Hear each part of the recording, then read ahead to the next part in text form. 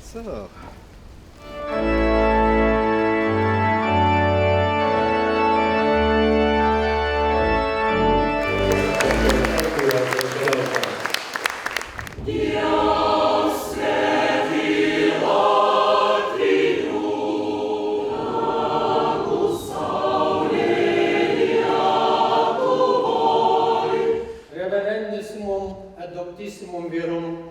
Professorem, doktorem clarissimum, auctorem multorum operum sanctificorum, Excellentia Vestra Edgars Rinkēvičs, pro constante contributione et corroborandum ambitum cooperationis internationalis, et societatem academicam prolongamendam in regione Baltica, et contributionis gratis et societatem educationis Lituania Letonia institutionum, doctorem honoris causa Universitatis Klaipēdensis declaravit, vod bonum Faustum felicem fortunatumque sit.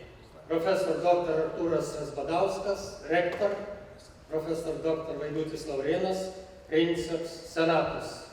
Anno Domini 2026, die 26.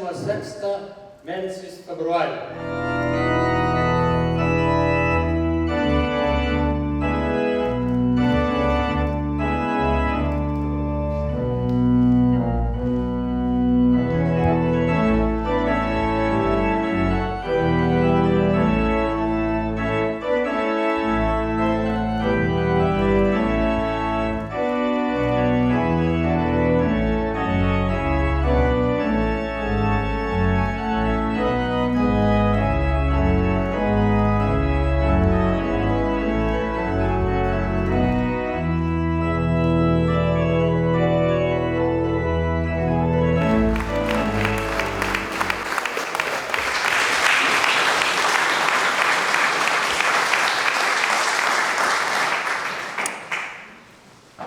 Your Excellency, dear Mr. President, dear Gitanas, First Lady, Your Magnificence, distinguished members of Academia of Klaipēdas University, ladies and gentlemen. This morning, when I arrived here, President Nausėdas greeted me by saying that he finally has seen some aura of wisdom around me. I somehow didn't hear those words yesterday, so I can only say that this university really makes a miracle. And let me just really thank you from the bottom of my heart to receive the title of Doctor Honoris Causa from your university, from Klaipēdas University. It's a great honor, but as I just heard, it's a great responsibility. I also want to extend my sincere thanks to the rector of Klaipēdas University, Professor Artūras Razbadauskas, and to the Senate of the university. After 12 years as the foreign minister, and now as the President of the Republic of Latvia, there is not much that surprises me, frankly. But this honor from this university was a very wonderful surprise. You have welcomed me into your university community. That means a great deal to me. In some ways, I felt, I still feel, and most probably I will feel, as 20 years old student again. Actually, I was as nervous as entering the first lecture in the university when I was entering this hall. Dear members of the university community, first of all, congratulations on your 31st anniversary.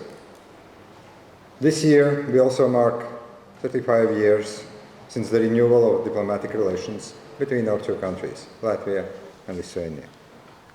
Klaipēdas University was born at a time when our countries were rebuilding themselves. We were rebuilding institutions. We were returning to Europe. We were actually learning how to be free again. Today, You are the university of the future. You have a clear mission to support knowledge, cooperation, and prosperity. Here in Klaipēda, on the shore of the Baltic Sea, you are perfectly placed to build partnerships among the Baltic Sea nations. A university is a place to study and to excel. It is also a place to try, sometimes to stumble, and to learn from mistakes. And yes, sometimes, and very often, as we all know, university is also a place for some fun. I'm glad to see the growing cooperation between Klaipēdas University and also Latvian universities. Lithuania is one of the Latvia's most important partners in research and science. Our cultural links are just as strong. Every time I visit the theatre in Liepāja, I see excellent actors who studied there. They contribute so much to Latvian culture. And in great deal, part of their inspiration came from their time here in Klaipēda. I hope you will have even more reasons to visit your friendly next-door neighbor, Liepāja, especially next year, when Liepāja will be the European Capital of Culture of 2027. Ladies and gentlemen, we are brothers in the truest sense. We share so much: history, friendship, solidarity, and the firm belief that our own pink soup is the best. Sometimes we compete, but we compete only in friendly ways. On the basketball court, at the Eurovision Song Contest, and of course, in the never-ending battle against mosquitoes at Midsummer. And still, I want to raise an issue, I did it already yesterday at the State Day, of šalti baršķai or augstā. We should seriously address this issue, as the whole world knows that the truth is on Latvian side. Dear friends, maybe we need also some scientific research on this. Dear friends, as brothers, we have also achieved our greatest success together. We stood together in our struggle for freedom. We joined hands in the Baltic way, so beautifully described by President Nausėda in his address. We joined the European Union and NATO together. Last year, we celebrated Baltic Energy Independence Day. We did it in Vilnius, but in 2024, with my colleagues from Lithuania and Estonia, we did it here in Klaipēda. It marked the full integration of the Baltic states into the European energy system, getting rid of the Russian and Belarusian greed. And today, we stand together again. We stand with Ukraine. We stand for the security of Europe. We stand for the right of each and every nation to choose its own future. I have learned that unitas omnia vincit, unity conquers all. This is true for nations and their people. It is true in international relations. And it is true for neighbors and brothers like us. In 1950, the French Foreign Minister Robert Schuman voiced a new idea. He called for European cooperation in the name of peace and democracy. That idea became the foundation of today's European Union. For us, this direction has always mattered. But 76 years ago, in Latvia and Lithuania, people were not free to speak about the Schuman Declaration. They were not free to speak at all. Its values were foreign to the occupying regime, the communist regime. Those who dreamed about democracy, about liberty, were punished. But that changed. Our people set things right. Today, we are members of democratic Europe. We are in our rightful place. We all know that European Union is not perfect, nor should it be. So-called perfection exists only where shortcomings are forbidden, where mistakes are hidden, where criticism is silenced, where there is no room for growth and ideas. In Europe, we are free to disagree. We are free to criticize. We are free to shape our future together through democracy. That is our strength. But we also should remember that for some countries, the European dream has not yet been fulfilled. But that dream is alive. The path is not easy. We in the Baltic states know this very well. That is why we must support those who choose democracy, freedom, and the rule of law. This includes Ukraine, Moldova, the Western Balkans, and the people of Georgia. Every nation has the right to choose its own path. Every nation has the right to pursue its own dream. This also applies to the people of Belarus, Armenia, and others who want to choose their own future, regardless of what other powers think. Dear friends, we do not choose our geography, but we do choose our friends, and we have chosen the Euro-Atlantic path. Together with our allies, we stand as watchmen on Europe's eastern flank. We understand the threat that comes from the east. Latvia and Lithuania lead by example. We are part of NATO's 5% club. We are investing more than 5% of GDP in our defense and defense-related security. In Latvia, now this is written in the law on defense financing. It is not a short-term measure. It's a long-term strategy. But now we must deliver. This percentage must be more than a figure on paper. It must mean real capabilities on land, at sea, and in the air. It means stronger counter-drone capabilities. It means stronger defense industries. It means a firm stance against Russia's disinformation and hybrid threats. We know our responsibility. We must strengthen the external border of NATO and the European Union. We need to counter hybrid tactics used by Russia and Belarus. And we are not alone. We are grateful for NATO's multinational brigade in Latvia.